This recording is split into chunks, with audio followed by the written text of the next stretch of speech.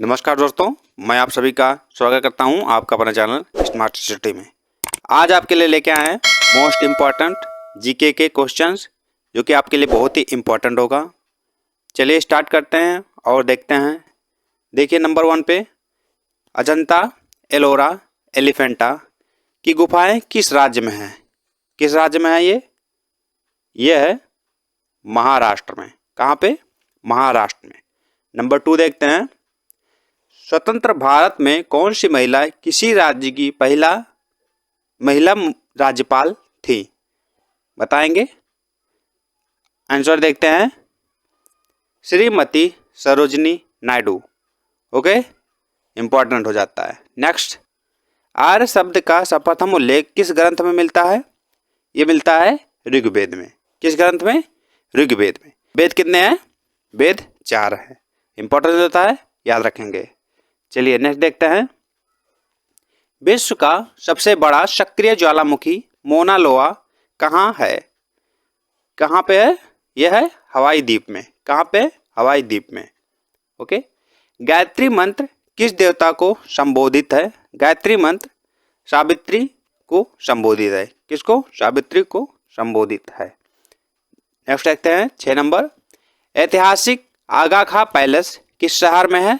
ऐतिहासिक आगा खां पैलेस पुणे में है। कहाँ पे है? पुणे में है। इंपॉर्टेंट हो जाता है, याद रखेंगे। चलिए आगे देखते हैं, किस दौरान राज्यपाल की गिरफ्तारी नहीं हो सकती है? किस दौरान नहीं हो सकती है? राज्यपाल के पदावधि के दौरान इनकी गिरफ्तारी नहीं हो सकती है। पदावधि के दौरान नहीं हो सकती है। ओके। 9th नंबर देखते हैं, स्वर्ण मंदिर कहाँ स्थित है? स्वर्ण मंदिर कहाँ स्थित है? यह है पंजाब के अमृतसर में। कहाँ पे? पंजाब के अमृतसर में स्वर्ण मंदिर है। नेक्स्ट देखते हैं, कौन सा अंग रक्त में ग्लूकोज की मात्रा नियमित बनाए रखता है? कौन सा है? वो है यकृत। यकृत होगा राइट आंसर। चलिए नेक्स्ट देखते हैं, पश्चिम बंगाल के कितने पंचायती राज व्यवस्था संस्थाएं हैं? क्या पूछ रहा है? पश्चिम बंगाल के कितने स्तरीय पंचायती राज संस्थाएं हैं? कितने हैं? यहाँ पे हैं 4 स्तरीय यहाँ पे है। पूछ लिया जाएगा आपसे, त्रिस्तरीय पंचायती राज व्यवस्था के समिति कौन सी थी? वो थी बलवंत राय मेहता समिति। ओके, याद रखेंगे। चलिए नेक्स्ट देखते हैं, लैक्टोज शर्करा को किन पदार्थों में बदलता है? लैक्टोज जो है वो शर्करा को किन पदार्थों में बदलता है? वो बदलता है फ्रक्टोज एवं ग्लूकोज में। किसमें? फ्रक्टोज एवं ग्लूकोज में। ओके। नेक्स्ट देखते हैं, अंग महाजनपद की राजधानी कहाँ थी? अंग महाजनपद की राजधानी चंपा थी। कहाँ थी? चंपा थी। नेक्स्ट देखते हैं, किस देश को प्राचीन काल में रत्नद्वीप कहा जाता था?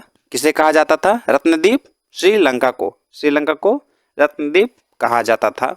ओके। चलिए नेक्स्ट देखते हैं, जैन धर्म के संस्थापक प्रथम तीर्थंकर कौन थे? कौन थे? ऋषभ देव। कौन थे? ऋषभ देव। 24वें कौन थे? महावीर स्वामी। 24वें महावीर स्वामी थे जैन धर्म के। ओके। नेक्स्ट देखते हैं, किस रंग का तरंगदैर्घ्य सबसे अधिक होता है? लाल रंग का। किसका? लाल रंग का। चलिए नेक्स्ट देखते हैं, विश्व भारती की स्थापना 1912 ईस्वी में किसने की थी? किसने की थी? वो थे रविंद्रनाथ ठाकुर ने। कौन थे? रविंद्रनाथ ठाकुर। ओके। चलिए नेक्स्ट देखते हैं, भारतीय राष्ट्रीय कांग्रेस की प्रथम महिला अध्यक्ष कौन थी? कौन थी? वो थी एनी बेसेंट। कौन थी? Annie Besant. यहाँ पे पूछ लिया जाए, भारतीय राष्ट्रीय कांग्रेस की स्थापना कब हुई? वो हुआ था 1885 में। कब हुआ था? 1885 में। पूछ लिया जाए यहाँ पे प्रथम भारतीय महिला, यहाँ पे प्रथम भारतीय महिला पूछ लिया जाए तो कौन थी? वो थी सरोजनी नायडू। भारतीय राष्ट्रीय कांग्रेस की प्रथम महिला अध्यक्ष एनी बेसेंट। अगर पूछ लिया जाए भारतीय राष्ट्रीय कांग्रेस की प्रथम भारतीय महिला अध्यक्ष, वो थी सरोजनी नायडू। ओके, इंपॉर्टेंट हो जाता है, याद रखेंगे। ओलंपिक शुभंकर कब से प्रारंभ किया गया? ये किया गया 1968 से। कब से? 1968 से ओलंपिक शुभंकर प्रारंभ किया गया। नेक्स्ट देखते हैं, संविधान के किस भाग में राज्य के नीति निर्देशक तत्व वर्णित है? किस भाग में है? ये भाग 4 में है। किस भाग में? भाग 4 में। भाग 4 का में क्या है? मौलिक कर्तव्य है। क्या है? मौलिक कर्तव्य भाग 4 का में है। यहाँ पे भाग 4 का में क्या है? मौलिक कर्तव्य है। भाग 2 में क्या है? नागरिकता है। क्या है? नागरिकता है। और भाग 3 में क्या है? भाग 3 में क्या है?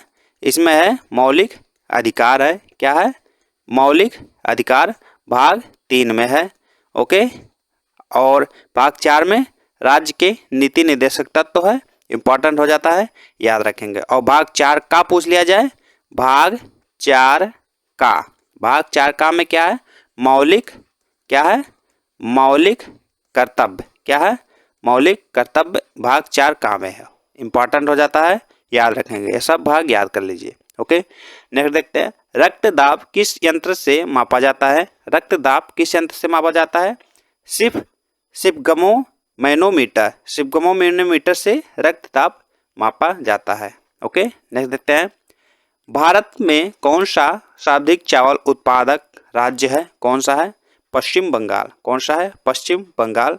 भारत में सर्वाधिक चावल उत्पादन करने वाला राज्य पश्चिम बंगाल है। ओके। इंपॉर्टेंट हो जाता है, याद रखेंगे। नेक्स्ट देखते हैं, संविधान के किस अनुच्छेद में भारत के लिए एक समान सिविल संहिता की व्यवस्था की गई है? किस अनुच्छेद में? 44, अनुच्छेद 44 में। और ये इस समय गोवा में लागू है। कहाँ पे? गोवा में। अनुच्छेद 44 गोवा में लागू है, सिविल समान संहिता। ओके। नेक्स्ट देखते हैं, धूप के चश्मे की क्षमता कितनी होती है? धूप के चश्मे की क्षमता 0 डायोप्टर होती है। कितनी होती है? 0 डायोप्टर धूप के चश्मे की क्षमता होती है। इंपॉर्टेंट हो जाता है, याद रखेंगे। नेक्स्ट देखते हैं, 1857 के विद्रोह के समय ब्रिटेन का प्रधानमंत्री कौन था? 1857 ये कब शुरू हुआ था? ये हुआ था 10 मई 1857 को शुरू हुआ था। 1857 की क्रांति 10 मई 1857। पहले कौन था? पामस्टन थे। 1857 के विद्रोह के समय ब्रिटेन का प्रधानमंत्री पामस्टन थे। ओके। चलिए नेक्स्ट देखते हैं, कौन भारत के प्रथम वायसराय थे? भारत के प्रथम वायसराय कैनिन। कौन? कैनिन था भारत के प्रथम वायसराय। कैनिन नहीं, कैनिन होगा यहाँ पे। इंपॉर्टेंट रहता है, याद रखेंगे। भारत का प्रथम वायसराय कौन था? वो था कैनिन। चलिए नेक्स्ट देखते हैं, किस देश को एशिया का मरीज कहा जाता है? किस देश को एशिया का मरीज कहा जाता है? चीन को। किसको कहा जाता है? चीन को एशिया का मरीज कहा जाता है। इंपॉर्टेंट होगा, याद रखेंगे। एशिया का मरीज किसे कहा जाता है? चीन को कहा जाता है। राज्यसभा की पहली बैठक किसकी अध्यक्षता में संपन्न हुई थी? किसकी अध्यक्षता में संपन्न हुई थी? ये हुई थी किसकी अध्यक्षता में?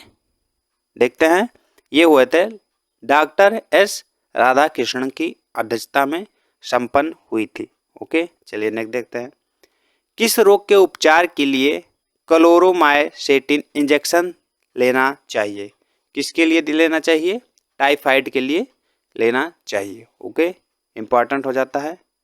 चलिए नेक्स्ट देखते हैं, कैबिनेट मिशन के अंतर्गत अंतरिम सरकार किसके नेतृत्व में गठित की गई थी? ये जवाहरलाल नेहरू के नेतृत्व में गठित की गई थी। कैबिनेट मिशन के अंतर्गत अंतरिम सरकार। ओके। चलिए, राष्ट्रीय उपभोक्ता दिवस किस तारीख को मनाया जाता है? राष्ट्रीय उपभोक्ता दिवस 15 मार्च को मनाया जाता है। और बताएंगे शिक्षक दिवस किस डेट को मनाया जाता है? शिक्षक दिवस कब मनाया जाता है? 5 सितंबर को। कब मनाया जाता है? 5 सितंबर को शिक्षक दिवस मनाया जाता है। इंपॉर्टेंट हो जाता है, याद रखेंगे। अभी यहाँ पूछ लिया जाए आपसे कि हिंदी दिवस कब मनाया जाता है? हिंदी दिवस मनाया जाता है ये 14 सितंबर को हिंदी दिवस मनाया जाता है। 14 सितंबर को हिंदी दिवस मनाया जाता है। इंपॉर्टेंट हो जाता है, याद रखेंगे।